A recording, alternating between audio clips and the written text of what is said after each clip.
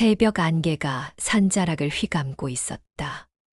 해가 뜨기 직전 하늘은 연보라 빛으로 물들고 멀리 산봉우리들이 잠든 거인의 어깨처럼 차례차례 모습을 드러내고 있었다. 공기는 차갑고 맑았으며 한 번 들이마실 때마다 폐부 깊숙이 스며드는 청정함이 온몸을 깨우고 있었다. 숲은 깊고 고요했다. 천년을 넘어 서 있을 법한 거대한 소나무들이 하늘을 향해 곧게 뻗어 있고 그 사이사이로 참나무와 단풍나무들이 어우러져 울창한 녹음을 이루고 있었다. 아침 이슬이 아직 마르지 않은 흙길 위로는 이끼가 부드럽게 깔려 있고 어디선가 들려오는 물소리가 이 고요한 세상의 유일한 배경음악이 되고 있었다. 이 깊은 산속 오솔길을 따라 2명의 수행자가 나란히 걷고 있었다. 앞서 걷는 이는 부처님이었다. 그의 걸음은 느리지만 흔들림이 없었고 마치 대지와 하나가 된 듯한 안정감이 있었다. 간소한 가사를 걸친 그의 뒷모습에서는 설명할 수 없는 평온함이 흘러나왔다. 바람이 불 때마다 가사자락이 부드럽게 흔들렸지만 그의 걸음은 조금도 흔들리지 않았다. 그의 뒤를 따르는 제자는 젊은 수행자였다. 부처님보다는 조금 빠른 걸음으로 따라가고 있었지만 그의 마음속에는 오래전부터 품어온 질문이 무겁게 자리하고 있었다. 때로는 입술을 달싹이며 무언가 말하려 하다가도 이내 다시 입을 다물곤 했다. 그런 그의 모습을 부처님은 알고 계시는 듯 했지만 재촉하지 않으셨다. 발밑에서는 마른 낙엽들이 사그락사그락 소리를 냈다. 가을이 깊어가며 떨어진 잎들이 오랜 시간 쌓여 만든 천연의 양탄자였다. 그 위를 밟을 때마다 나는 소리는 마치 자연이 들려주는 작은 선율 같았다. 짙은 소나무 향이 공기를 채우고 있었고 그 사이사이로 피어오르는 흙냄새와 이끼 냄새가 어우러져 깊은 산속만이 가진 특별한 향기를 만들어내고 있었다. 이런 고요하고 신성한 분위기 속에서 제자는 마침내 용기를 내어 조심스럽게 입을 열었다. 부처님, 여쭙고 싶은 것이 있습니다. 제자의 목소리는 산의 정적을 깨뜨리지 않을 정도로 낮고 조심스러웠다. 그러나 그 안에는 오랫동안 마음속 깊이 품어왔던 진정성이 담겨 있었다. 부처님은 발걸음을 멈추지 않은 채 부드럽게 대답하셨다. 그래, 말해보아라. 그의 목소리에는 어떤 재촉함도 판단하려는 기색도 없었다. 마치 오래된 친구가 들어주듯 자연스럽고 따뜻했다. 제자는 한숨을 가볍게 내쉬며 말을 이었다. 사람들과 지내다 보면요, 참 다양한 이들이 있지 않습니까? 다정하고 마음 따뜻한 사람도 있고, 조금 까칠하지만 정이 있는 사람도 있고, 말이 잘 통해서 함께 있으면 시간 가는 줄 모르는 이도 있습니다. 그런 사람들과는 자연스럽게 가까워지고 서로를 이해하게 되지요. 제자는 잠시 걸음을 멈춰 서서 길가에 핀 작은 들꽃을 바라보았다. 그리고 다시 걸으며 계속 말했다. 하지만 아무리 애를 써도 마음이 안 맞는 사람이 있습니다. 분명 나쁜 사람은 아닙니다. 다른 이들과는 잘 지내는 것 같기도 하고요. 그런데 유독 나와는 자꾸 엇갈리고 오해가 생기고 말이 통하지 않습니다. 제자의 목소리에 점점 더 깊은 고민이 배어나기 시작했다. 처음에는 내가 부족해서 그런가 싶어 더 이해하려고 노력했습니다. 더 많이 양보하고 더 친절하게 대하고 그 사람의 입장에서 생각해 보려고도 했습니다. 하지만 시간이 지날수록 더 어려워졌습니다. 괜히 오해하게 되고 억울한 마음이 들고 또 무심코 상처 주고받게 되고 제자는 잠시 말을 멈췄다. 그의 얼굴에는 오랫동안 품어온 피로가 서려 있었다. 그런 인연은 계속 이어가야 하는 걸까요? 좋은 사람이라면, 수행하는 사람이라면 모든 이와 조화롭게 지내야 하는 것 아닙니까? 아니면 이제 그만 그런 관계는 끊어내도 되는 걸까요? 제자의 질문은 담담했지만 그 속에는 오래 묵은 고민과 갈등이 깊이 서려 있었다. 선량하게 살고 싶은 마음과 자신을 지키고 싶은 마음 사이에서의 괴로운 줄다리기가 그대로 드러나 있었다. 부처님은 제자의 말을 끝까지 들으신 후 걸음을 멈추셨다. 그리고 주변을 천천히 둘러보시더니 길 옆에 있는 커다란 바위를 가리키시며 제자에게 손짓하셨다. 이 바위 위에 잠시 앉아 쉬어가자꾸나. 내가 한 질문은 서둘러 답할 수 있는 것이 아니다. 마음을 가만히 들여다보며 천천히 이야기해야 하니.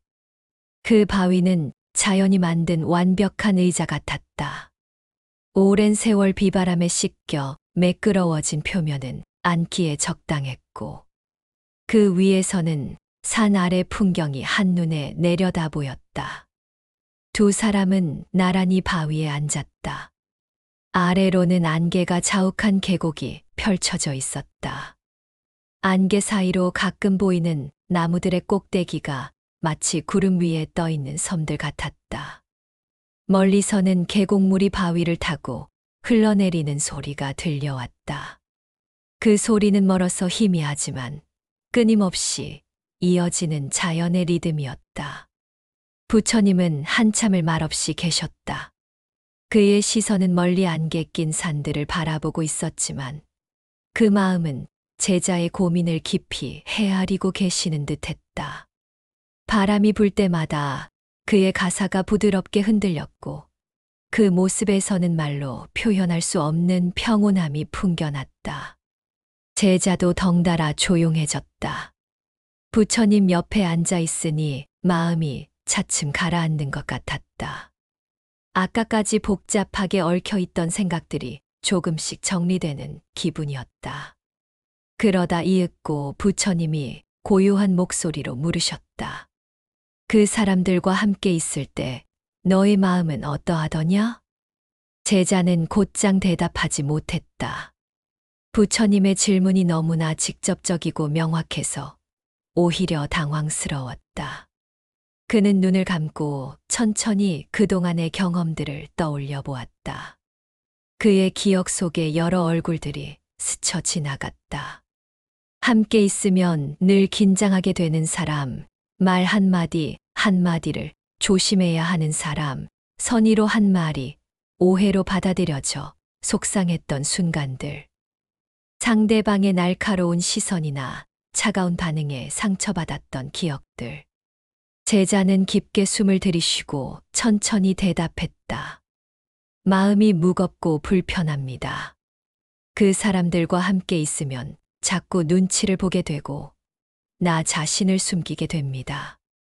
평소 같으면 자연스럽게 할 이야기도 괜히 조심스러워지고 웃고 싶을 때도 쉽게 웃지 못하게 됩니다. 제자는 잠시 말을 멈췄다가 다시 이어갔다. 대화를 해도 진심이 잘 전해지지 않는 느낌입니다. 내가 하는 말이 상대방에게는 다른 의미로 받아들여지는 것 같고 상대방이 하는 말도 나에게는 왠지 차갑게 들리곤 합니다. 함께 있는 시간이 길어질수록 더 피곤해지고 집에 돌아와서도 그 사람과의 대화를 곱씹으며 내가 뭘 잘못했나 하고 자책하게 됩니다. 제자의 고백은 솔직했다. 그동안 혼자 마음속에 묻어두었던 감정들을 처음으로 말로 표현하는 것 같았다. 부처님은 고개를 끄덕이며 다시 물으셨다. 그래, 그렇다면 너는 왜 그런 사람들과 인연을 이어가고 있느냐? 무엇이 너로 하여금 그 불편함을 감내하게 만드느냐? 이 질문 앞에서 제자는 더욱 깊이 생각에 잠겼다. 왜일까? 정말 왜 그런 관계를 계속 이어가고 있을까? 한때는 좋았던 인연이었기 때문입니다. 처음 만났을 때는 서로 호감을 가졌고 즐거운 시간도 많이 보냈습니다. 그런 추억이 있어서 쉽게 포기할 수가 없었어요. 제자는 계속해서 자신의 마음을 들여다보았다. 그리고 사람이니까 서로 이해해 보려고 노력해야 한다고 생각했습니다. 혹시 내가 더 마음을 넓히고 더 참을성을 가지면 관계가 좋아질까 해서요. 또 주변 사람들이 보기에도 좋은 사람이라면 누구와든 잘 지내야 한다고 생각했던 것 같습니다. 제자의 마지막 말에서 부처님은 작은 미소를 지으셨다. 그리고 고개를 끄덕이시며 말씀하셨다. 제자야, 너의 마음을 잘 이해하겠다. 이제 내가 하나의 이야기를 해주겠다. 부처님은 잠시 멀리 산봉우리를 바라보시더니 온화한 목소리로 말씀을 시작하셨다. 제자야, 사람의 인연은 옷과 같단다. 옷이요? 그래. 우리가 시장에 가서 옷을 고를 때를 생각해 보아라. 아름다운 옷들이 많이 있지 않느냐? 비단으로 만든 화려한 옷도 있고, 값비싼 재료로 만든 옷도 있고, 정교한 솜씨로 만든 옷도 있다. 모두 나름대로 아름답고 가치 있는 옷들이지. 제자는 고개를 끄덕였다. 하지만 그 옷들이 모두 나에게 어울리는 것은 아니다. 아무리 아름다운 옷이라 해도, 아무리 비싼 옷이라 해도, 내 몸에 맞지 않으면 어떻게 되겠느냐? 불편하겠지요. 그래, 불편할 뿐만 아니라 때론 아프기까지 하다. 너무 작은 옷을 억지로 입으면 숨쉬기 어렵고 움직이기 힘들어진다.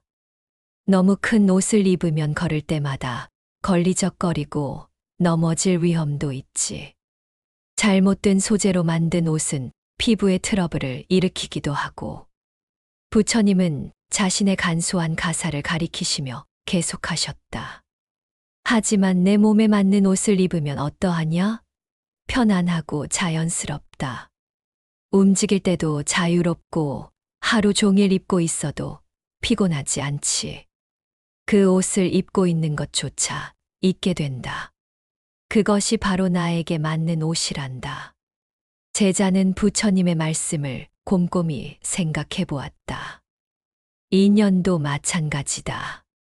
세상에는 많은 사람들이 있고 저마다 나름의 장점과 아름다움을 가지고 있다.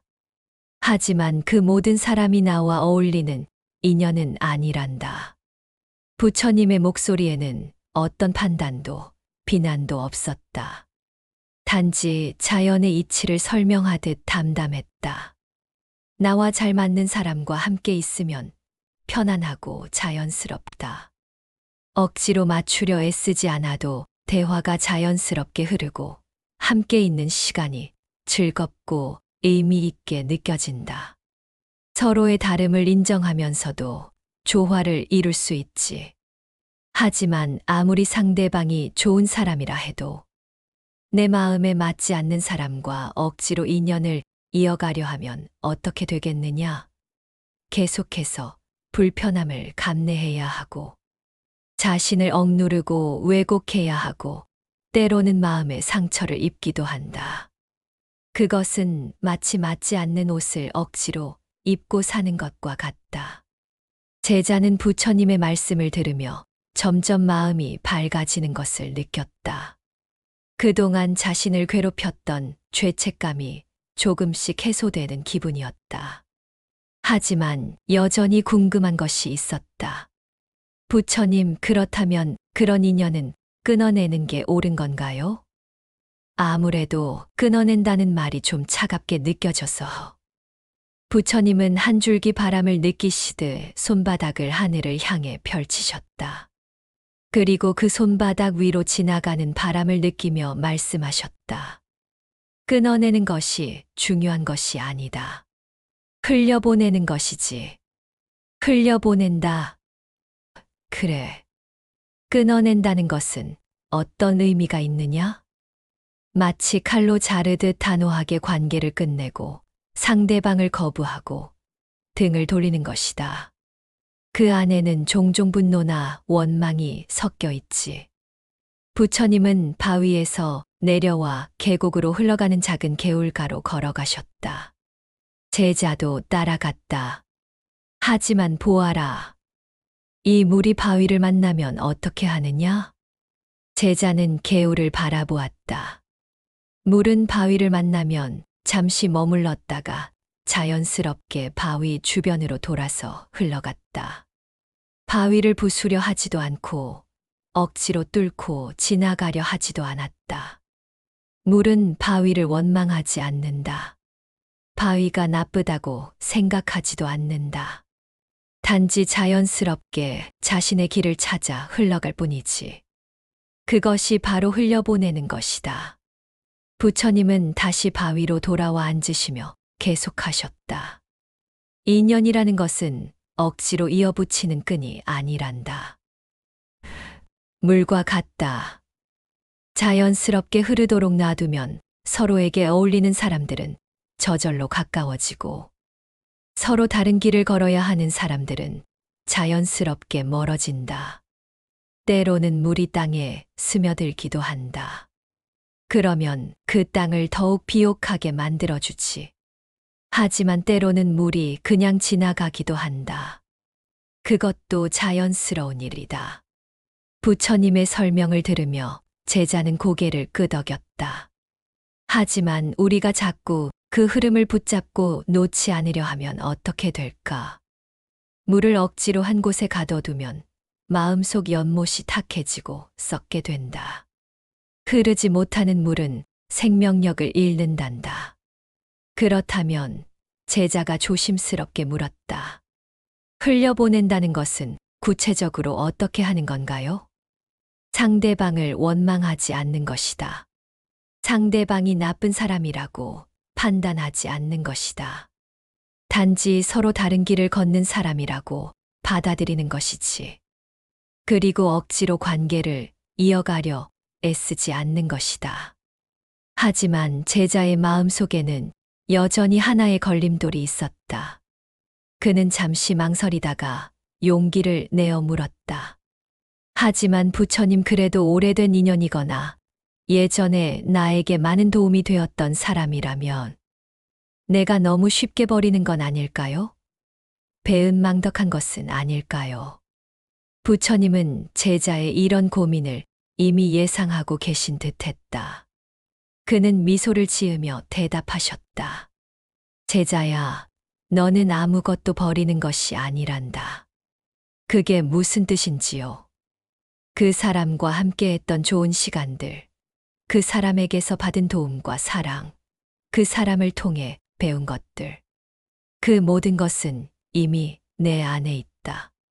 그것들은 내가 버릴 수 있는 것도 아니고 버려야 할 것도 아니다. 부처님은 손으로 자신의 가슴을 가리키셨다.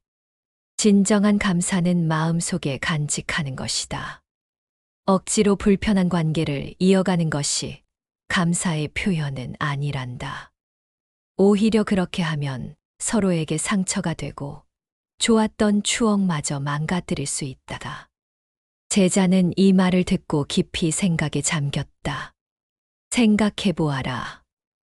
내가 누군가를 진정으로 사랑한다면 그 사람이 행복하기를 바라지 않겠느냐? 설사 그 행복이 나와 함께하지 않는 것이라 해도 말이다. 그렇습니다. 그것이다. 진정한 사랑과 감사는 상대방의 행복을 바라는 마음이다.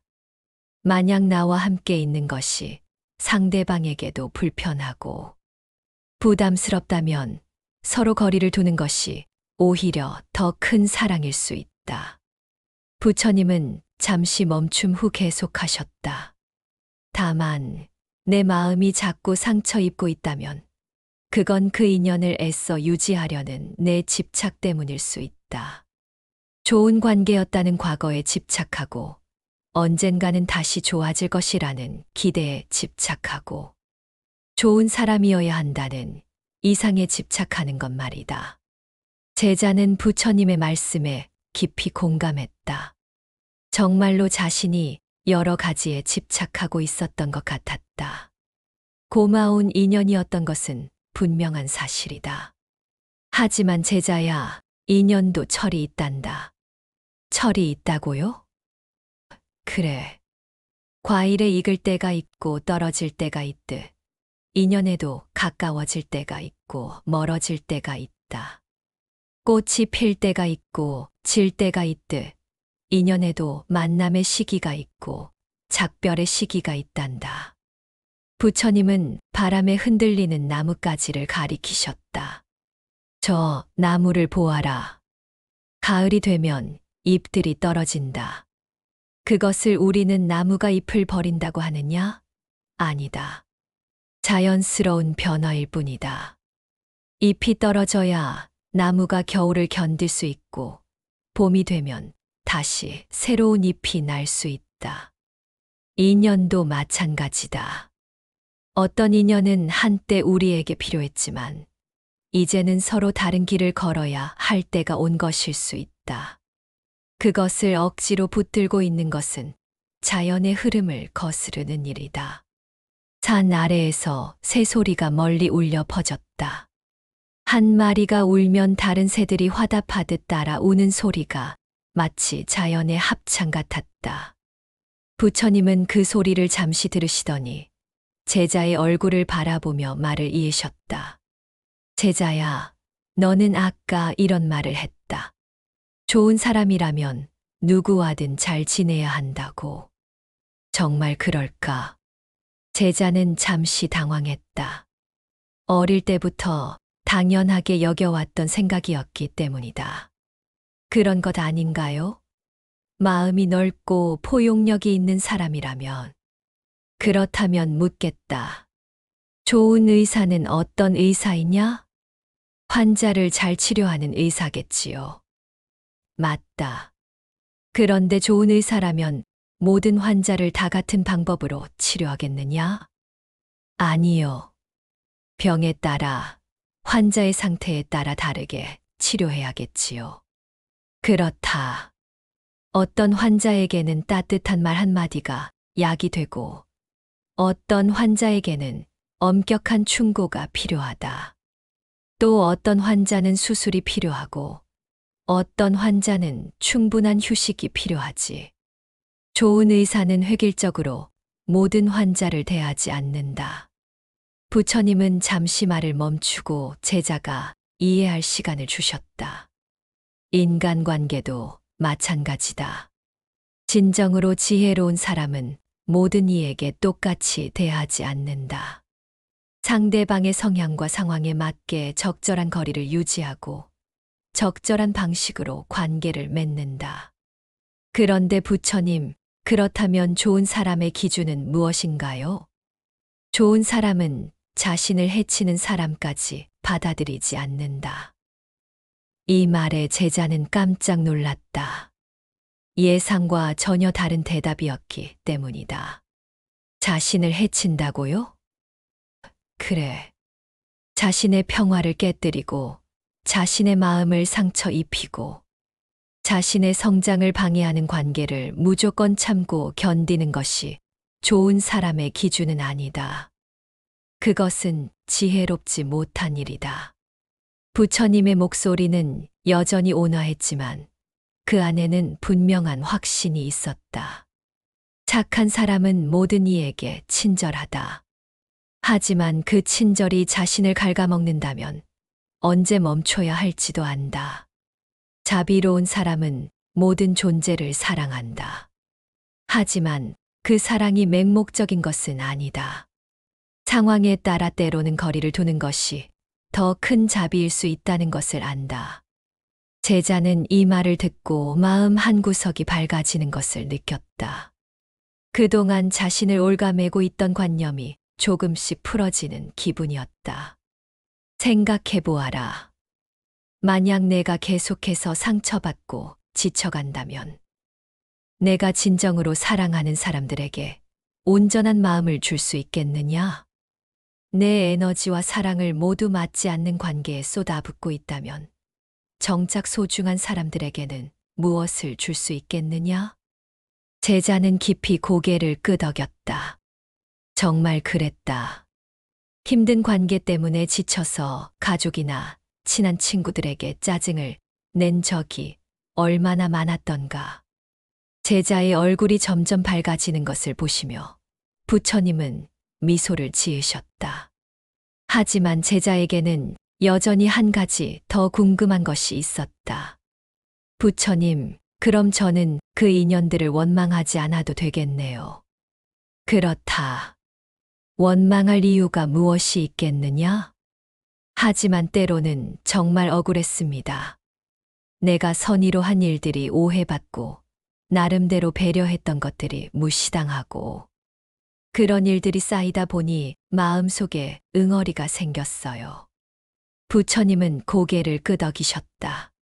그 마음 충분히 이해한다. 하지만 제자야, 원망은 누구를 위한 것이냐? 그게 무슨 뜻인지요? 원망한다고 해서 상대방이 달라지느냐? 원망한다고 해서 이미 일어난 일이 바뀌느냐? 제자는 고개를 저었다. 원망은 오직 자신만을 해칠 뿐이다. 마치 뜨거운 숯을 손에 쥐고 있으면서 다른 사람을 던지려고 하는 것과 같다. 정작 화상을 입는 것은 자신의 손이지. 부처님은 길가에 핀 작은 꽃을 가리키셨다. 저 꽃을 보아라. 꽃은 모든 이에게 향기를 나누어 준다. 그 꽃을 좋아하는 사람에게도, 무관심한 사람에게도, 심지어 꺾어버리려는 사람에게도 똑같이 향기를 준다. 꽃이 차별하지 않는 이유가 무엇이겠느냐? 제자는 곰곰이 생각해 보았다. 꽃에게 향기를 내는 것은 자연스러운 일이기 때문일 것입니다. 다른 이의 반응과는 상관없이요. 맞다. 꽃은 향기를 내는 것이 자신의 본성이기 때문에 그렇게 한다. 다른 이의 반응을 위해서가 아니라 자신의 본성을 따라서다. 저기 보이는 길들처럼 사람의 길도 여러 갈래로 나뉜다. 어떤 길은 잠시 만났다가 다시 헤어지고, 어떤 길은 오랫동안 나란히 간다. 또 어떤 길은 한 번 헤어졌다가 다시 만나기도 한다. 하지만 어떤 경우든 억지로 할 일은 없다. 자연스러운 흐름을 따르면 된다. 그날 제자는 더 이상 마음속 사람들을 억지로 붙잡지 않았다. 대신 지금 옆에 있는 사람, 지금 자신의 길을 함께 걷고 있는 부처님께 더 집중했다. 그리고 마음속으로 다짐했다. 앞으로는 진정으로 소중한 인연들을 더욱 아끼고 사랑하겠다고. 제자의 마음은 이제 완전히 평화로웠다. 더 이상 억지로 사람들을 붙잡지도 않고 억지로 밀어내지도 않을 것이다. 그저 자연스러운 흐름을 따라 진정한 인연과는 더 깊게 사귀고 맞지 않는 인연과는 감사하며 작별할 것이다. 그것이 부처님께서 가르쳐 주신 인연에 대한 진정한 지혜였다.